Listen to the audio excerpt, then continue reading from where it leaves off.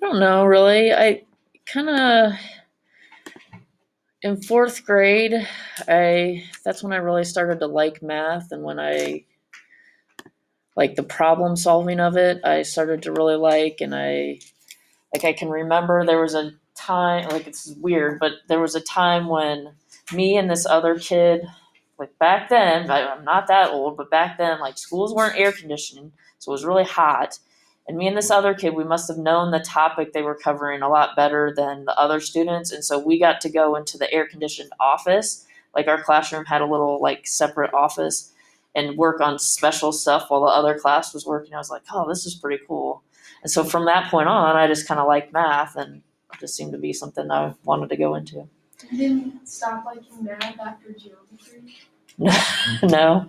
Now there was a time in college I was like, I don't know if if I'm going to be able to cut it, because I didn't major in education. I majored in math, and there was some pretty tough stuff. But I feel like that benefited me pretty well, because obviously you guys are in this class because a lot of you struggled at times in math, and I feel like there were definitely points in college where I was like, well, I don't know if I can cut it. And there were times where there were semesters I would spend every day of the week in our math department sitting at one of the tables. Like there would be the offices and there would be a lobby area, and I would park myself at one of those tables, work on my math homework just so I could be right near the professor's office, and I'd be like, okay, I need help with this problem, and I'd go over. It would be like our math lab, and I'd go and be with a couple other students, and but it helps me relate to you guys when you guys are struggling too. So everyone struggles with something, so I think that helps.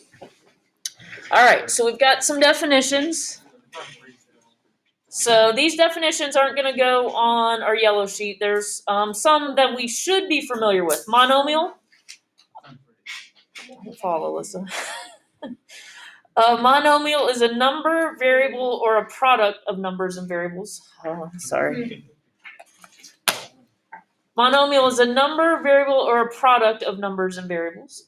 So this is one we should know. It's not one we need to put on our yellow sheet yet.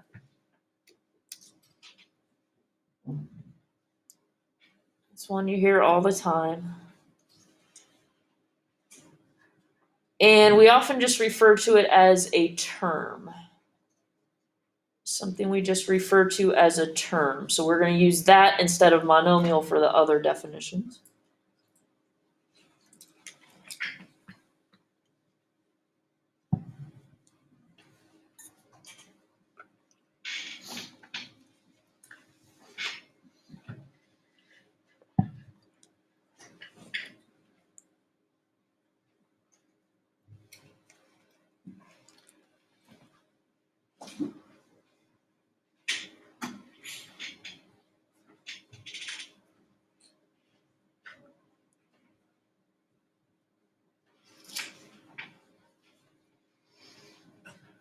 We're not going to get specific, usually, or a lot of times when you see monomial, you see binomial, trinomial, all those, but we're just going to jump straight to polynomial. It can be just that one term, or it can be a sum or difference of monomials, or a difference of terms. So it can be one term, or it can be a sum or difference of terms.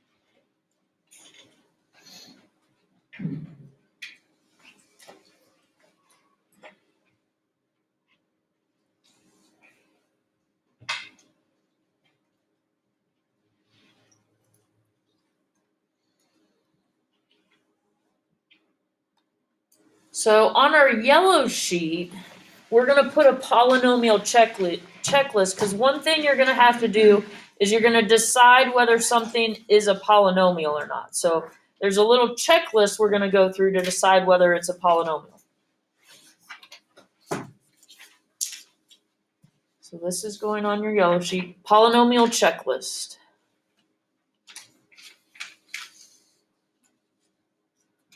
So a polynomial can only have whole number exponents. That means no fractions or negatives. And I probably could even be more specific here, no fraction or negative exponents. So no fraction or negative exponents. It also means no negative exponents.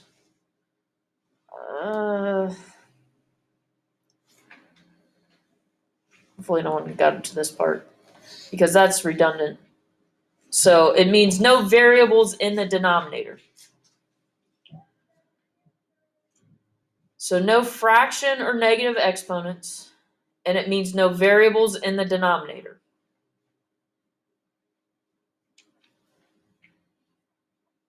And the other thing we can't have is we can have no imaginary numbers. So kind of some good things once we've gotten to this chapter is we're kind of putting imaginary numbers on the back burner. We're going to see them again when we start preparing for the exam. And it's going to get here before we know it, but right now we're not as focused on imaginary numbers. When we start solving these polynomials, which are going to come up in a couple weeks, we aren't going to worry about imaginary answers. We're just going to worry about the real answers. So we're going to be looking for no fraction or negative exponents, no variables in the denominator, and no imaginary numbers. Those are going to be the things that will make it not a polynomial. If it doesn't have any of those things, then we're good to go. Then it's a polynomial. Once you have that, then we'll switch back to our notes.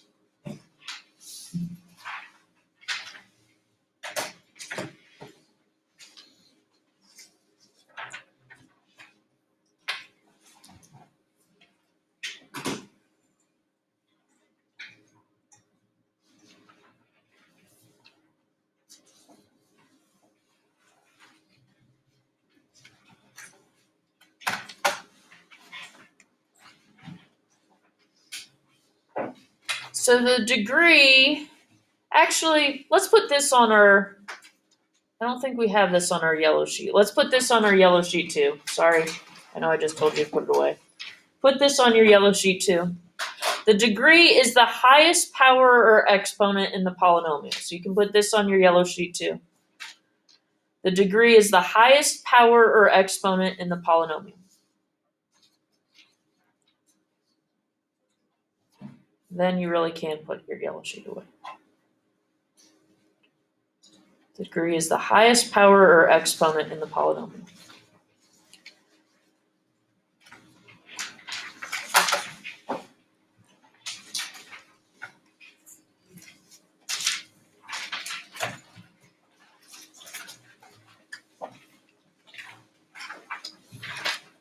And then you can go ahead and write that example down. That will go in your notes. Oh, that was a very good straight line. We have x to the third minus 4x plus 5x squared minus 9.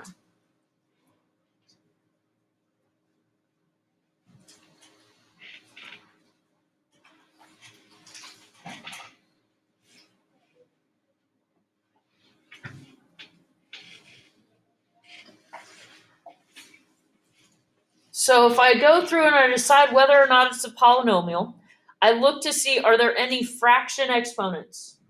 No. Are there any negative exponents? No. Are there any fractions? No. So of course then there aren't any variables in the denominator because there aren't any fractions. Are there any i's? No. So this is a polynomial. I didn't have that question, so let's just put it is a polynomial. And then we're going to state the degree. Well, what's the biggest exponent? 3. And so we only need to put the number, so the degree is 3. Eventually we'll learn the names of all the degrees. Right now we're just putting the number. So now we will say whether or not it's a polynomial and we'll state the degree. Let's skip that one, that's too similar. Let's do this one. X to the fourth minus 2x squared. It's not that. X to the fourth minus 2x to the negative second plus 3x plus 5.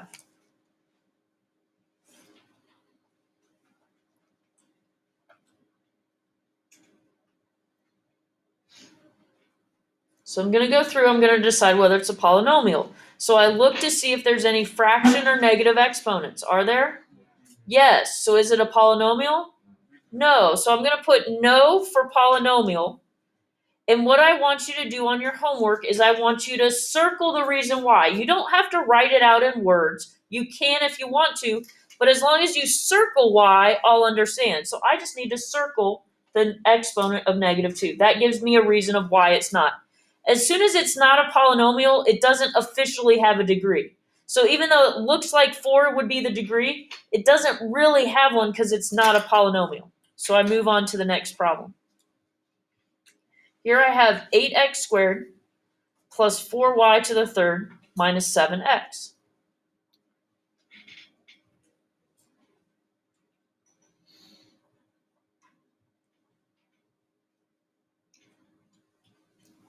Are there any negative or fraction exponents? No. Are there any variables in the denominator? No, there aren't any fractions. Are there any i's? No. So that means yes, it is a polynomial. What's the degree? 3. It doesn't matter that there's different variables. You just look for the biggest exponent. The biggest exponent is 3. That's my degree.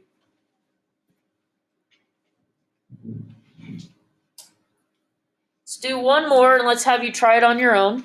8x minus pi x to the third plus radical 5x squared. Weird looking one. 8x minus pi x to the third plus square root of 5 x squared.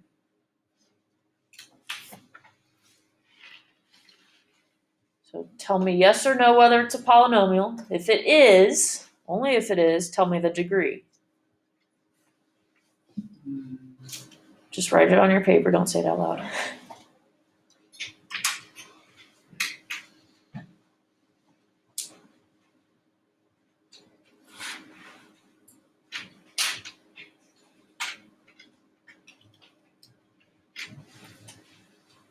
Madison, you think it's a polynomial? Yeah. I agree. There's no negative or fraction exponents. There's no fraction, so there's no variable on the bottom. There's no i's. These were a little funky, but that doesn't matter. Yes, it's a polynomial. Logan, what was the degree? It's 3. It happened to be 3 on all my examples. I didn't mean for that to happen. It's not always going to be 3. Just happened to be 3 on all those examples. Don't write this one down. This one we didn't really talk about. Write this one down because you may. I don't remember if you have one on your homework because this isn't really on our yellow sheet. Sorry, I know that was going to be our last one. Yeah, Chase. What if okay, so that square root symbol. So what if there's like a -4 in it? So pretty much you would have to change it over to an I, but Good question. Write this one down because this one kind of applies to that as well. Kind of.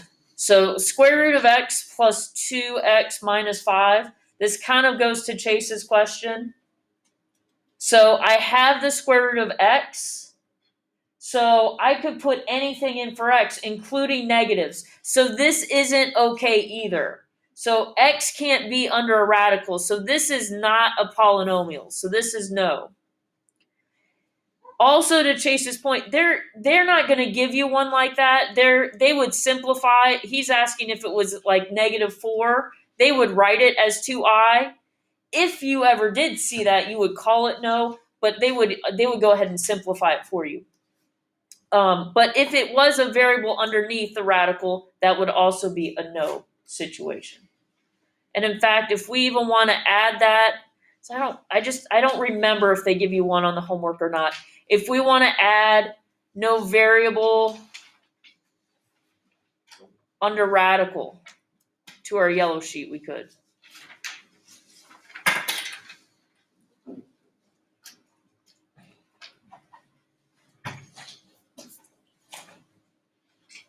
And then we're gonna get to some problems where we actually get to do some work. Yay. Thought you'd find it exciting. Super. Super exciting. I didn't expect that.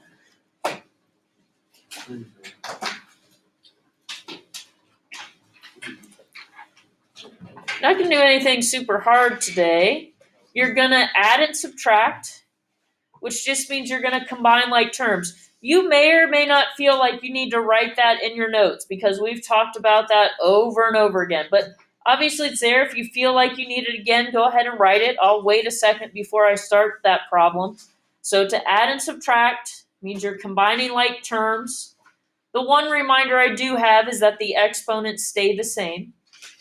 So if you feel like you need that again, go ahead and write it. If you feel like you've got that down, you've done it since pre-algebra, you don't need to write that part again. Go ahead and start copying that problem down. So eventually here we're going to add x to the third plus 2x squared minus 4x plus 3. And the second polynomial is 4x to the third minus 8x squared plus 7.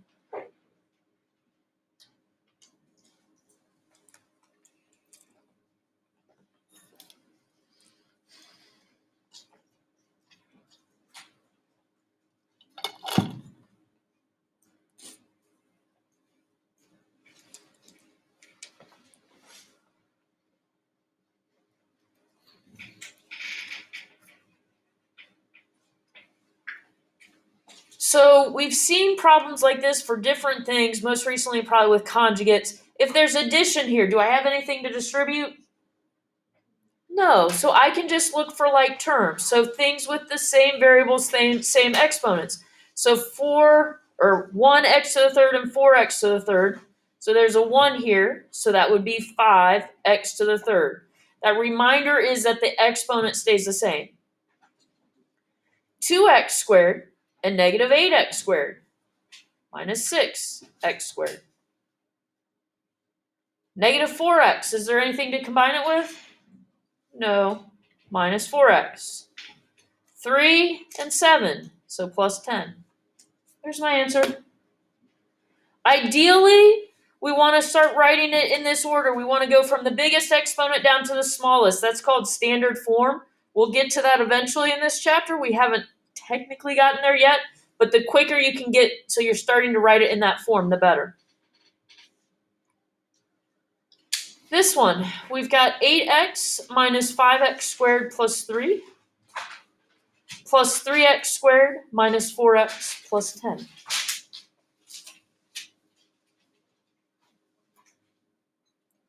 Eight x minus 5x squared plus 3 plus 3x squared minus 4x plus 10.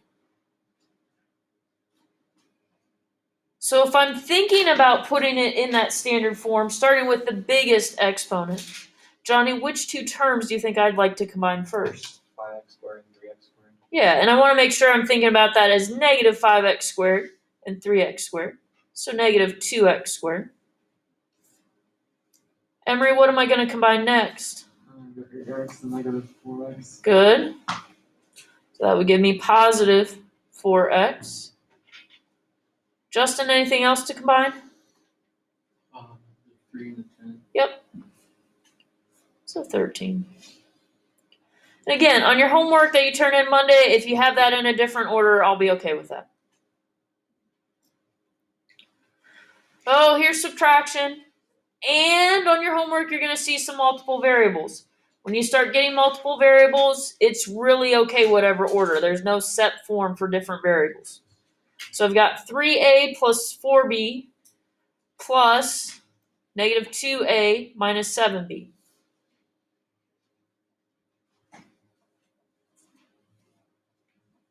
So I've got 3a, negative 2b.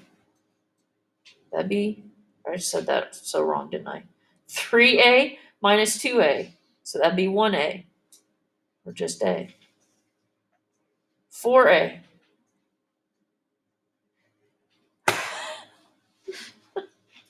I give up. 4b minus 7b, negative 3b. So a minus 3b. Finally, I said it right, I think.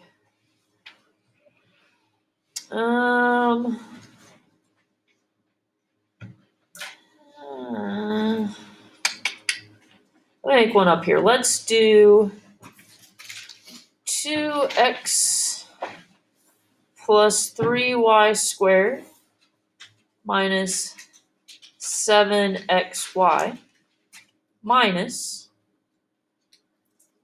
4xy minus 5x plus 3y squared. Why don't you try that one on your own before we do it together?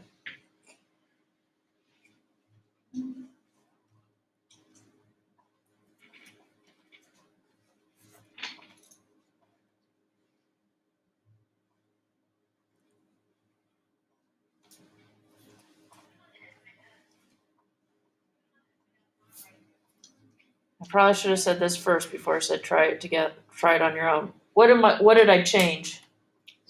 Subtraction. So what do we got to remember to do? Good, distribute that -1. Maybe I didn't need to remember.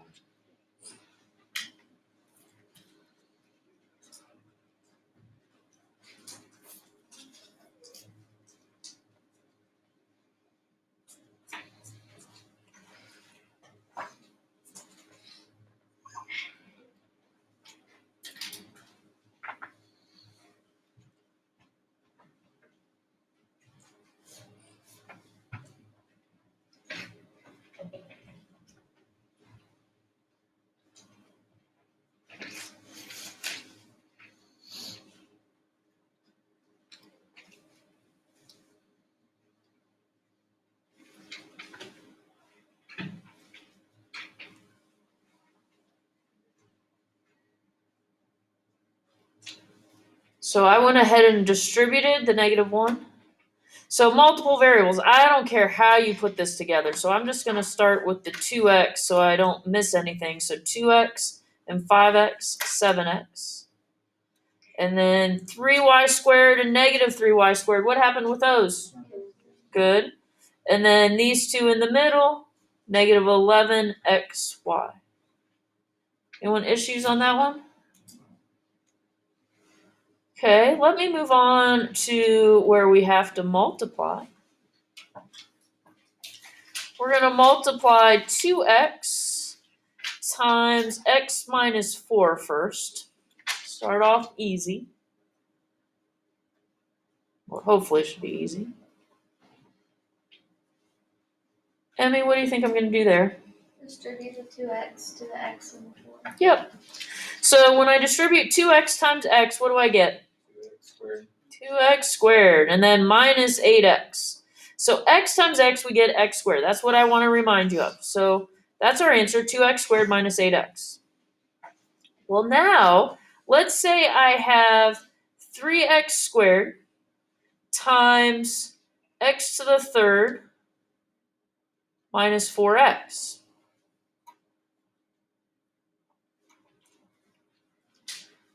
What do you think I get when I multiply 3x squared times x to the third? 3x to the 6.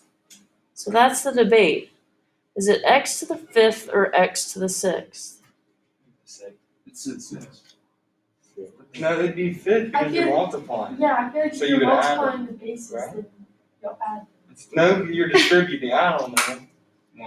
Wait. How many x's do I end up having? 5. So it's x to the 5th. And when I multiply here, I have minus 12 x to the 3rd. And it's kind of weird they do it in this. No, it's not. I'm getting my classes mixed up. Didn't we just do properties of exponents? Yeah. Right, we did, okay. So this is where I get my, if I just gave you this, right? Isn't this what we just finished doing? Yeah. It's where I get all 3 of my classes mixed up. What did we just finish doing?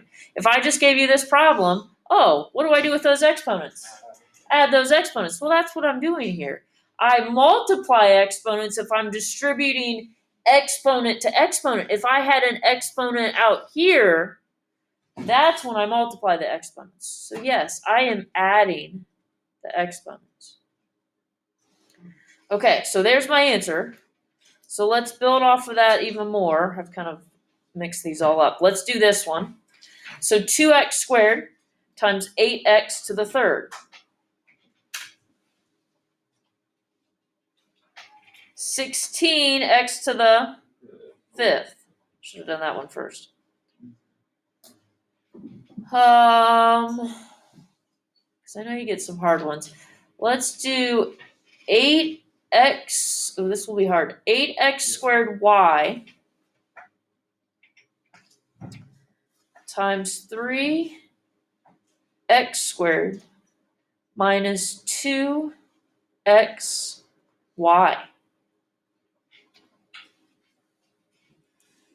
Okay, let's do it a little bit at a time. So we're going to multiply these. So I multiply the 8 and the 3, 24. What do I do with the x exponents? So x to the fourth. Is there another y to combine? No. So I just have the y with it. Now I'm going to multiply these. Minus 16. How many x's do I have? X to the third. How many y's do I have? So y squared. Is it as bad as it seemed? Maybe. Let's do another one. Let's do 2x to the third y squared, and let's multiply it by x squared y plus 2xy. Try that one first on your own.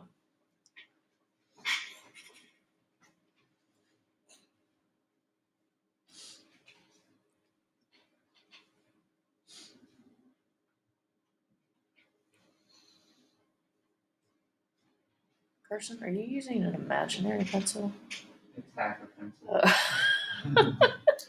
I thought you were using, like you didn't have anything, but you wanted to act like you were like paying attention, or like you were doing it in your head or something.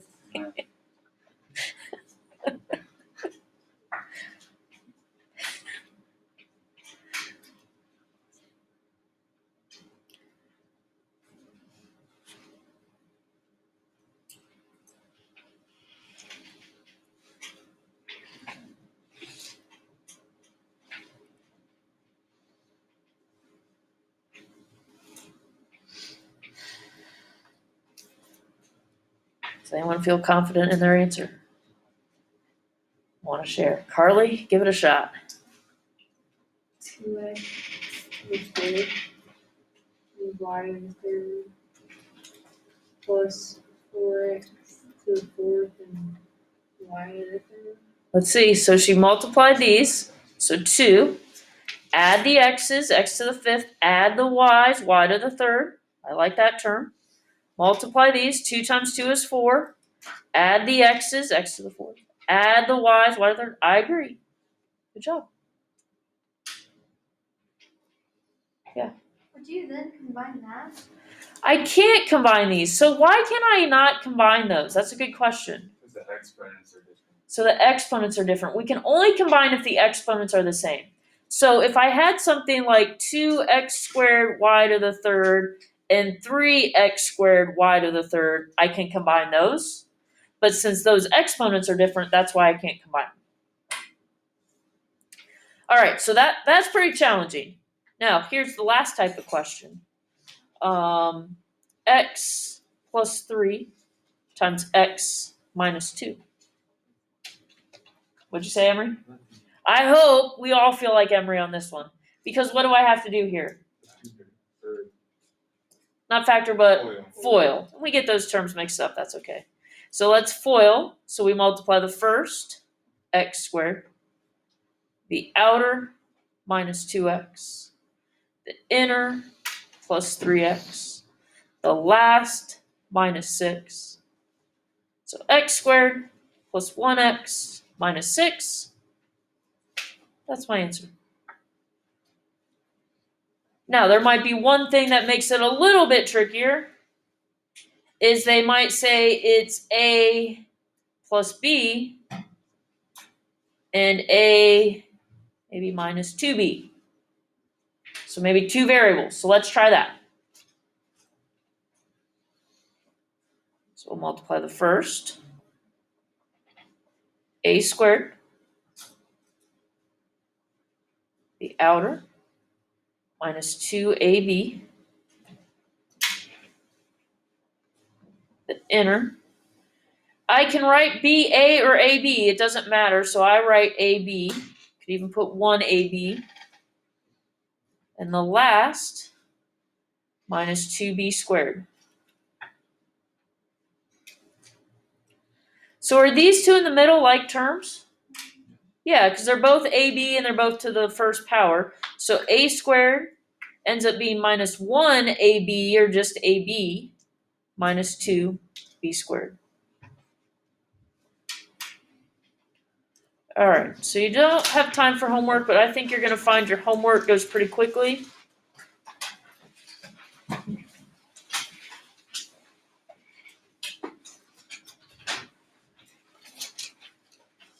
Can you honestly keep a secret from Mrs. Fox's class? Yeah. Because the last time we said that, Mrs. Fox found out before lunchtime. She's not here. AJ's not here. Yeah, AJ's not here. AJ always does. Let's make it 1 through 13 odd. Okay, so not 1 through 14, it cuts it in half, 1 through 13 odd. Now, you can, and I'm going to post it on Google Classroom, you can, and I want you to tell the people that aren't here, so feel free to tell them. But don't tell the other transitions class, okay? So that cuts the homework in half for the weekend. You guys can talk for the last minute or so here.